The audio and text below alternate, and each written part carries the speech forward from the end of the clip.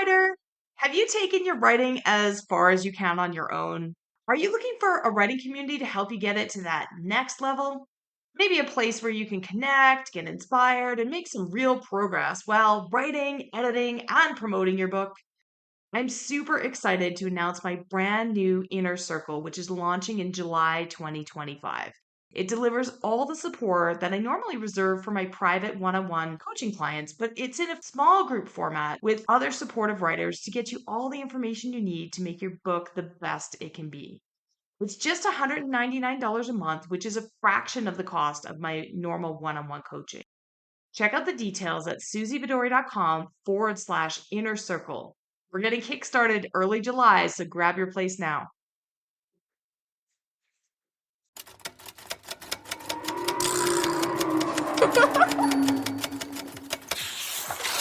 Welcome to Show Don't Tell Writing with me, Susie Bedori, where I teach you the tried and true secrets to writing fiction, nonfiction that are going to wow your readers, broken down step by step. We're going to explore writing techniques. I'm going to show you a glimpse behind the scenes of successful writers' careers that you wouldn't have access to otherwise. And I'm also going to coach writers live on their pages so that you can learn and transform your own storytelling. Whether you're just starting out, you're drafting your first book, you're editing, or you're currently rewriting that book, or maybe even your 10th book, this show's going to help you unlock the writing skills that you didn't even know you needed, but you definitely do.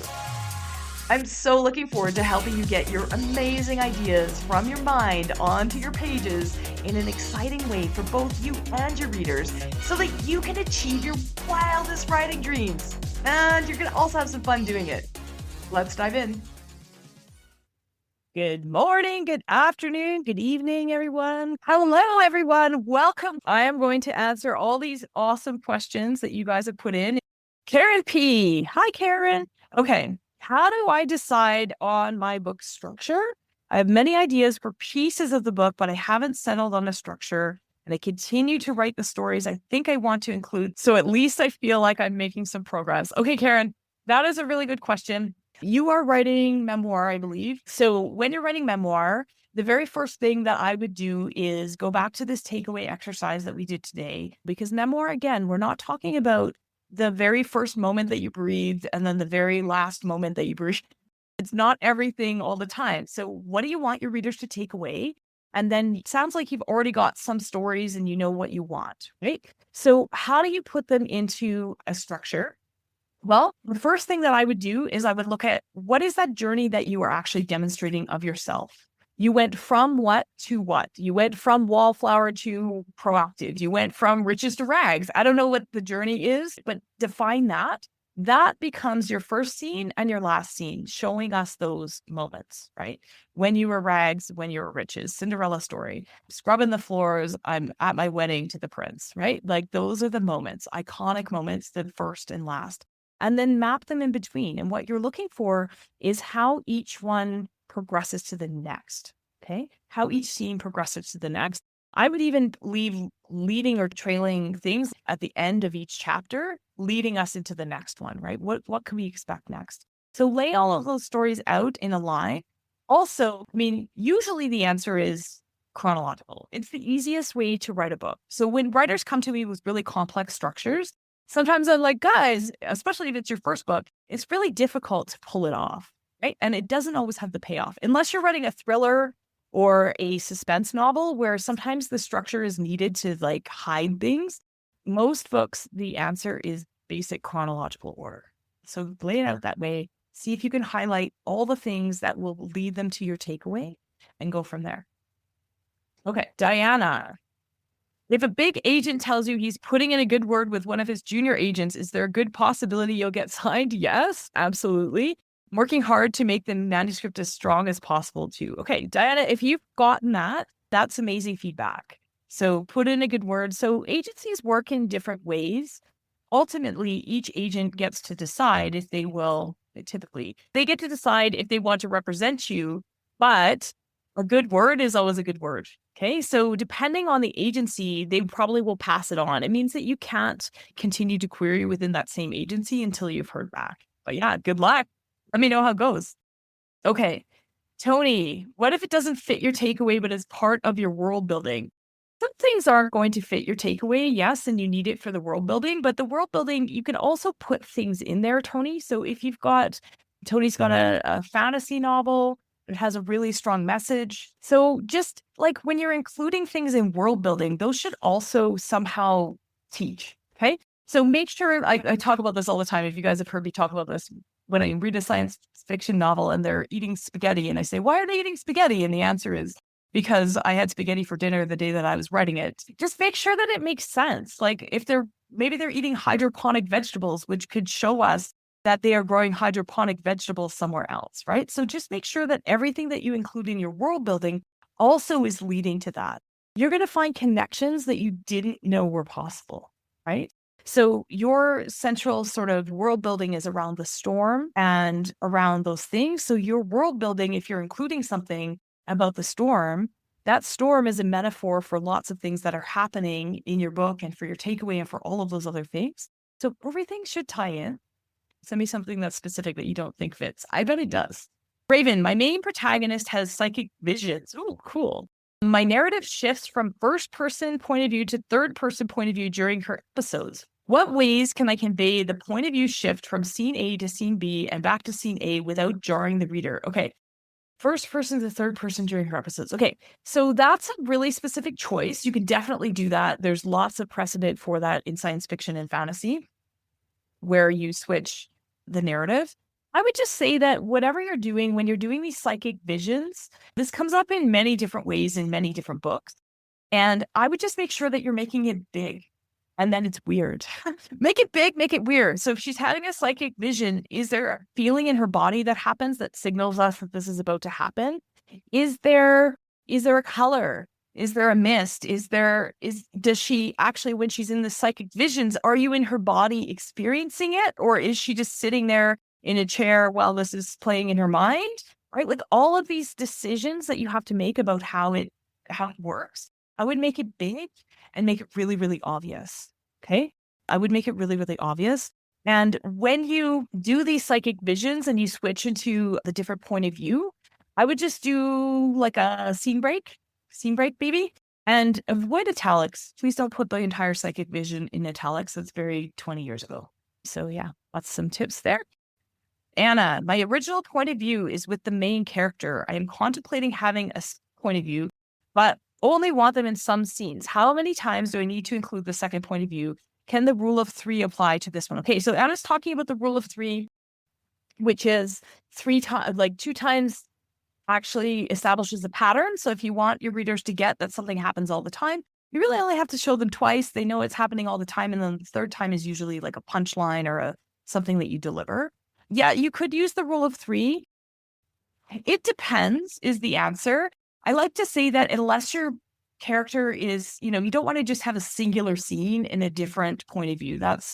It's really hard on the reader. You have to learn something. You're never going to be able to develop that character in one scene. So typically 3 would be, probably the minimum. I like to say 20%, especially if you've got 80% as the other character. Typically in today's books, you have a max of 4 or 5 point of view characters. I was just speaking with a very prominent writer. His next book, he's got 11. But that's a challenge, right? That he's taken on, and it's book 35 in his career. So he can do it. But I would say, when you're first starting out, keeping it simple and keeping the number of point of view characters as succinct as you can is a really good idea. So yeah, try 3 scenes and see what happens. But make sure that in those 3 scenes, that there's some growth of that character and that their storyline gets wrapped up and all those threads that you kind of open are also wrapped up so that it's satisfying for your reader. Awesome. Another point of view is an awesome idea. I like to have the points of view be really clean and be at the chapter break, but you can do just a scene break as well, especially if, that's really common in, say, when you have dual points of view in a romance. It's really common to just have a scene break, but it's easier to do a chapter break and cleaner for your reader. So up to you. Okay. Lynn, I'm writing commercial rather than literary fiction.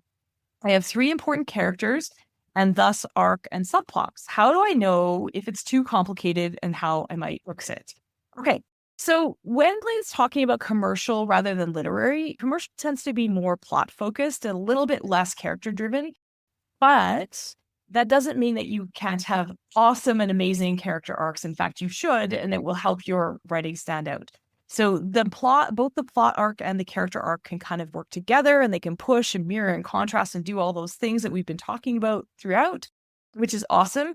How do I know if it's too complicated? I mean, you've got three important characters, Lynn. What I would say is this: pick one as your main character. Okay. And the way that you can pick that one is, who do you want your readers to care about the most, and who do you want them to connect with? And make sure that you're opening with that character's story. Okay. When you've got multiple points of view, make sure that you're opening with that character's story and that we connect with them the most. Now, writers will fight me on this and say, it's not only one person's story, it's all three are important. Okay. Pick one anyway. Pick one anyway to map out your book structure as the spine, and then the other characters can kind of weave and contrast. So what you want is to have your one character arc, and then to have the other characters mirroring, contrasting, sounding familiar, mirroring, contrasting, or pushing your character to make choices, right? So if you think of it that way, you can simplify it a lot. Pick who the one person is that you want your readers to identify with the most, and then let the others kind of flow. And when they hit those moments at the same time, or they kind of crush together where they're doing different things, those are those really sweet spots that make multiple points of view really exciting. Okay. How are you, is it complicated? I don't know. One of the biggest things you can do is make things as chronological as you can to simplify, but it just depends on your story. Okay. I look forward to hearing more about it. Okay. Most coaches will reveal their successes. I'd love to see a coach mention the reasons writers didn't stay or finish or publish. Yeah, really valid point. And I think I mentioned at the beginning, I'm not sure if you were here at the very beginning, but I did talk about the fail points and where writers often fail. And where they fail is really feeling overwhelmed in the writing process, or feeling overwhelmed and not finishing because they just don't realize that it's going to take as long as it takes. Or they tend to get the writing and editing really mashed together, and they feel like they're not making progress, but they are, because new writing is one thing and then revisions is another. And so there's lots of times that they fail. I've also worked with several, particularly in nonfiction, writers that don't finish for lots of reasons, and I'm still cheering them on, and they're really good reasons in their life. But sometimes writers, especially writing memoir, once they get it all down and they realize, and they look at the promotion and everything else, they realize maybe it wasn't their story to tell, or maybe they just really wanted to share that with their friends and family. So not all writers publish their memoirs. I find that. And even though they really found it cathartic. The other thing I think that where writers I wouldn't say they don't finish, because coached writers finish. Generally, writers that I work with, they finish their books. They do. They don't always publish them.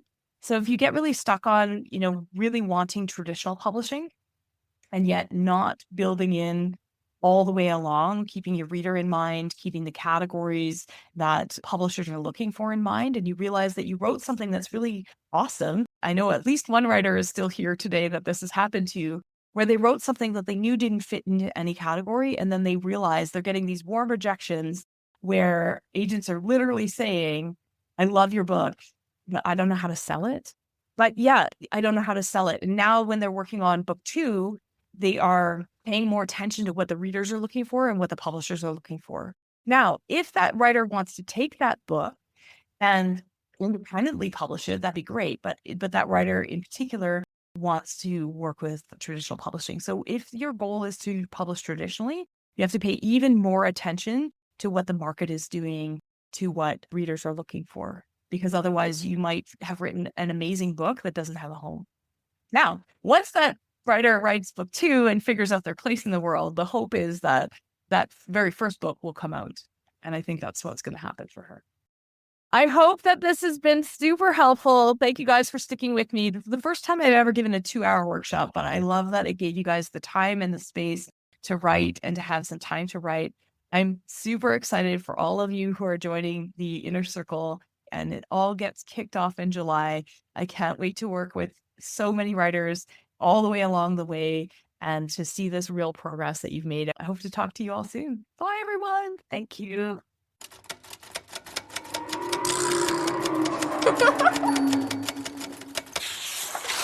Thanks for tuning in to Show Don't Tell Writing with me, Susie Vidori. help me continue to bring you the straight goods for that book you're writing or planning to write. Please consider subscribing to this podcast and leaving a review on Apple Podcasts, Spotify, or wherever else you're listening. Also visit susievidori.com/newsletter to hop on my weekly Inspired Writing newsletter list, where you'll stay inspired and be the first to know about upcoming training, events, and writing courses that happen in my community. If you're feeling brave, check the show notes and send us a page of your writing that isn't quite where you want it to be yet for our Show Don't Tell page review episodes. Remember, that book and your writing is going to open doors that you haven't even thought of yet, and I can't wait to help you make it the absolute best. If you're feeling called to write that book, keep going, and I'm going to be right here cheering you on. See you again next week.